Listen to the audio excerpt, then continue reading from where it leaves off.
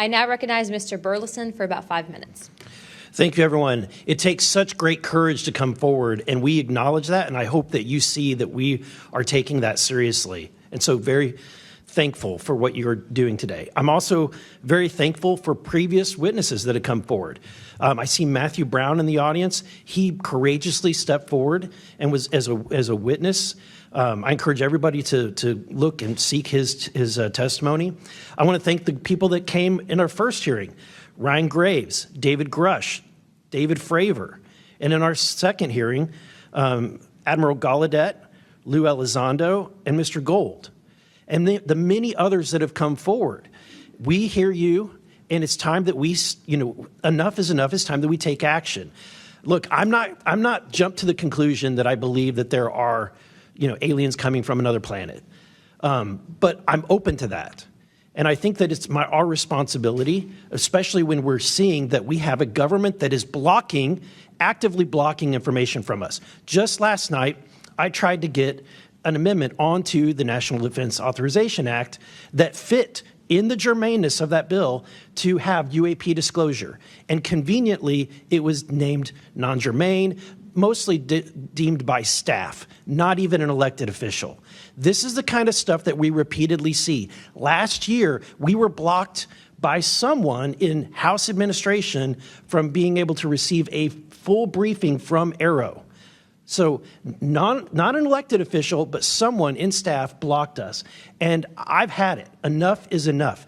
I want to cue up a video that I've been given. And as before it starts, I'm going to describe. This was taken October 30th of 2024. This video is of an MQ-9 drone tracking an orb, or this object, off the coast of Yemen. You'll see that another MQ-9 launched a Hellfire missile. You cannot see that drone. And so I'm not going to explain it to you. You'll see exactly what it does.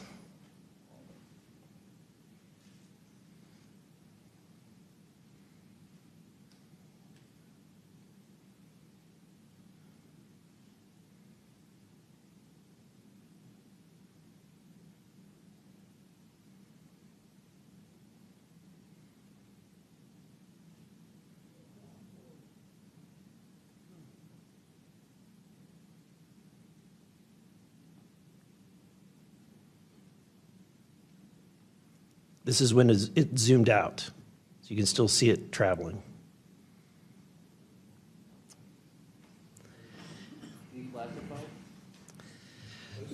So, Mr. Knapp, have you heard about events like this occurring? And what information might you have?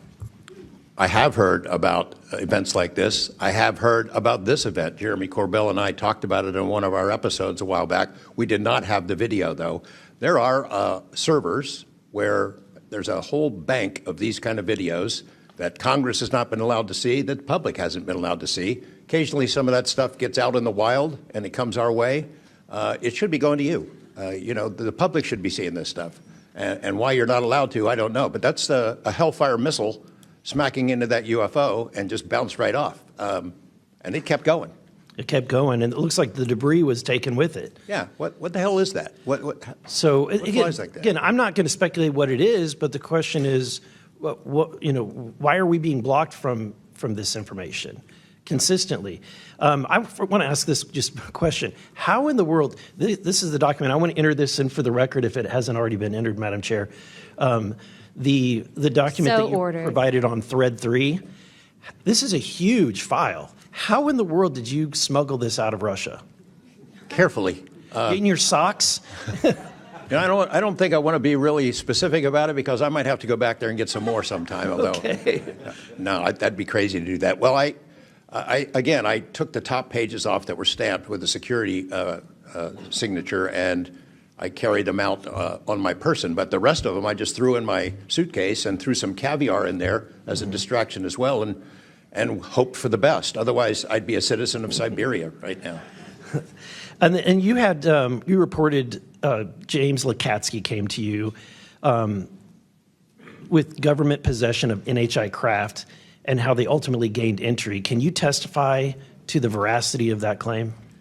Dr. Lukatsky is an honorable man who served most of his career with the DIA, a very trusted, high-level rocket scientist and intelligence analyst who inspired the OSAP program, as I said earlier. And in full disclosure, I've co-written 2 books with him. He dropped this on myself and our other co-author out of the blue. And it took 14 months for us to get DOPSR approval for him to release 2 sentences on that. He said this craft, we had managed to get inside of it. It had no wings, no rotor, no tail. It had no fuel tanks. They didn't know how it flew or how it was operated. It clearly looked like it was aerodynamic, but he would not go further. He's a by-the-book guy, and until he gets clearance to say more about that, I don't think we're going to hear much more. But it's not ours. It wasn't ours. We didn't make it. We didn't know who made it and how it was built and how it operated. We've got at least one. And I don't know, I think that's enough confirmation that we do have recovered discs and materials. Lastly, Mr. Borland, in the classified realm, have you been exposed to undeniable confirmation of NHI technology? And then my second question is Base Systems involved in any way with reverse engineering exploitation of non-human intelligence craft? Yeah, we're gonna have to have a conversation this Skip for that. Whether I'm legally even allowed to answer that, and whether you're even allowed to hear it, sir. Okay.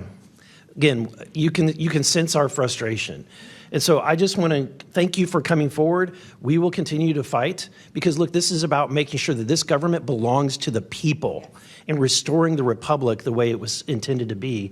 Madam Chair, I also have further witnesses of courageous individuals. It was given to me by Dr. Stephen Greer, including Michael Herrera and his testimony.